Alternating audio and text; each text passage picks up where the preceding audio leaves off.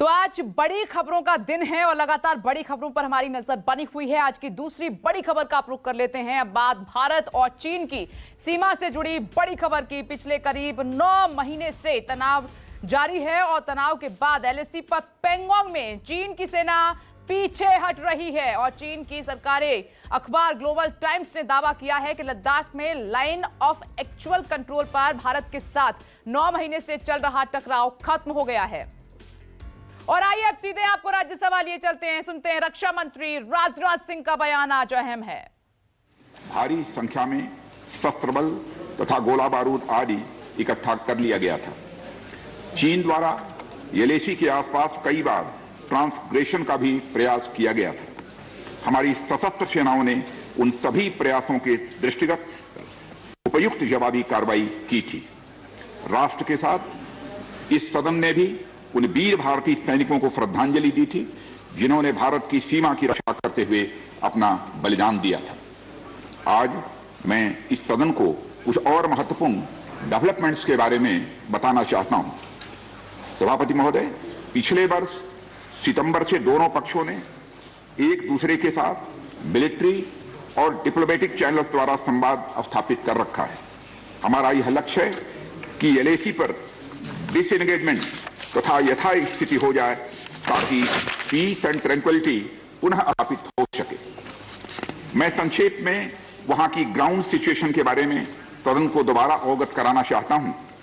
सदन को ज्ञात है कि चीन ने अनधिकृत तरीके से लद्दाख केंद्र शासित प्रदेश के लगभग 38,000 वर्ग किलोमीटर पर 1962 के संघर्ष के समय से कब्जा बना लिया है।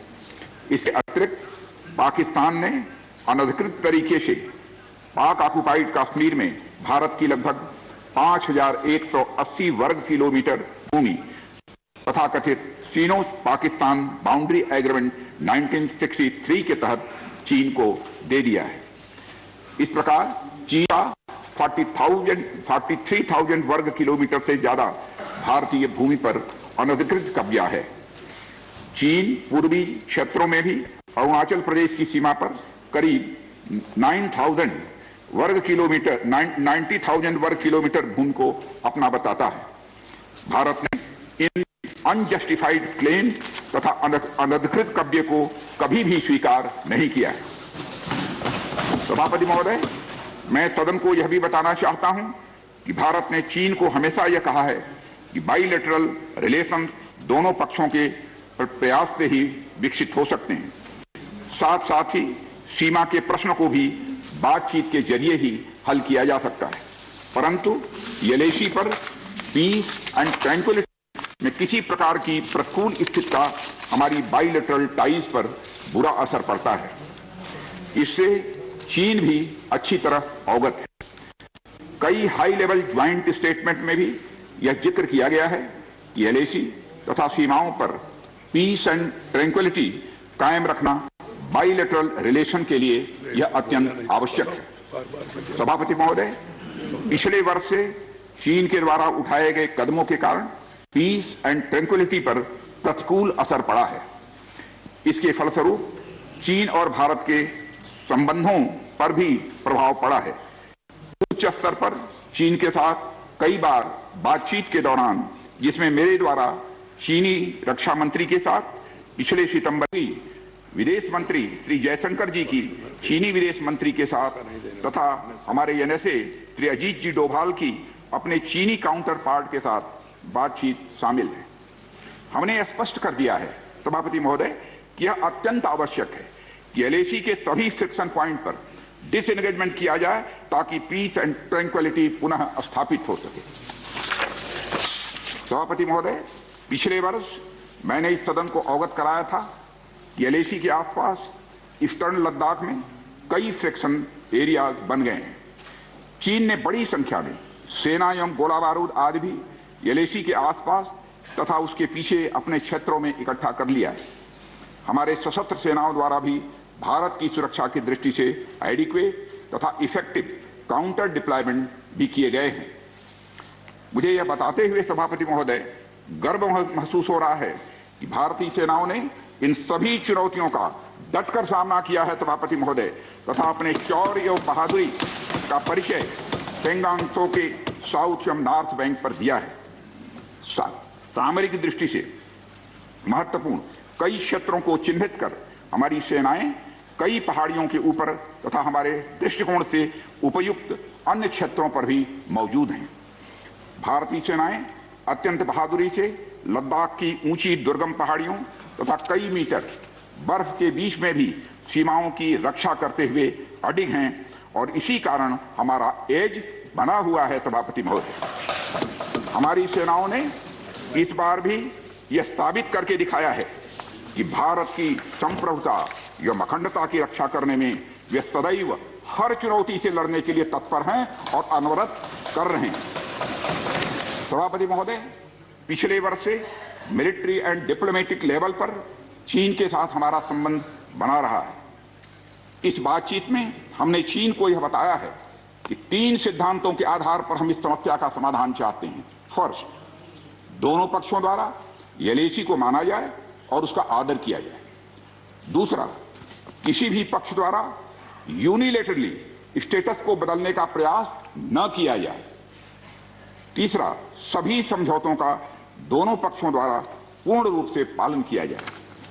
सभापति महोदय, फ्रिक्शन क्षेत्रों में डिसएंगेजमेंट के लिए भारत का यह मत है कि 2020 की फॉरवर्ड डिप्लॉयमेंट जो एक दूसरे के बहुत नजदीक हैं वे दूर हो जाएं और दोनों सेनाएं वापस अपनी अपनी स्थायी या मान्य चौकियों पर वापस लौट गई।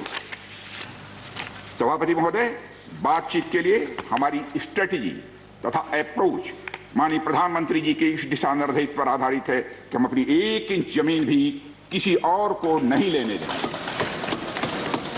हमारे दृढ़ संकल्प का ही यह फल है कि हम समझौते की स्थिति पर पहुंच गए हैं। इन दिशा निर्देशों के दृष्टिगत सितंबर 2020 से लगातार मिलिट्री एंड डिप्लोमेटिक लेवल पर दोनों पक्षों में कई बार बातचीत हुई है कि इस डिसएंगेजमेंट का म्यूचुअली एक्सेप्टेबल तरीका निकाला जाए। अभी तक सीनियर कमांडर्स के स्तर पर 9 राउंड्स की बातचीत हो चुकी है।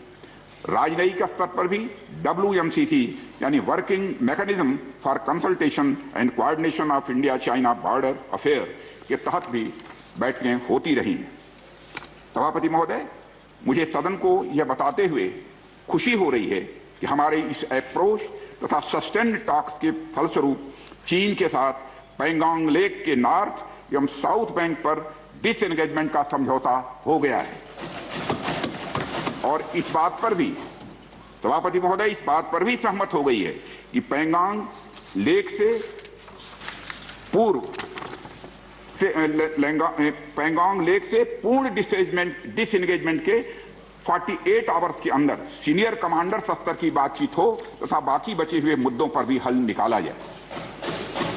सभापति महोदय, पैंगोंग लेक एरिया में चीन के साथ डिसएंगेजमेंट का जो समझौता हुआ है उसके अनुसार दोनों पक्ष फॉरवर्ड डिप्लॉयमेंट को phased, coordinated and verified manner में हटाएंगे। चीन अपनी सेना की टुकड़ियों को नॉर्थ बैंक में फिंगर 8 के पूरब की दिशा की तरफ रखेगा और इसी तरह भारत भी अपनी सेना की टुकड़ियों को फिंगर 3 के पास अपने permanent base Dhan Singh Thapa post पर रखेगा। इसी तरह की कार्रवाई साउथ बैंक एरिया में भी दोनों पक्षों द्वारा की जाएगी। ये कदम आपसी समझौते के तहत बढ़ाए जाएंगे तथा जो भी निर्माण आदि दोनों पक्षों द्वारा अप्रैल 2020 से नॉर्थ एंड साउथ बैंक पर किया गया है उन्हें हटा दिया जाएगा और पुरानी स्थिति कायम कर दी जाएगी। सभापति महोदय, यह भी तय हुआ है कि दोनों पक्ष नॉर्थ बैंक पर अपनी सेना की गतिविधियां जिसमें परंपरागत स्थानों की पेट्रोलिंग भी सम्मिलित है वो अस्थायी रूप से स्थगित रखेंगे। पेट्रोलिंग तभी शुरू की जाएगी जब सेना एवं राजनयिक स्तर पर यानी डिप्लोमेटिक लेवल पर आगे बातचीत करके समझौता बनेगा। इस समझौते पर कार्रवाई कल से नॉर्थ एंड साउथ बैंक पर प्रारंभ हो गई है। यह उम्मीद है इसके द्वारा पिछले साल के गतिरोध से पहले जैसी स्थिति बहाल हो जाएगी।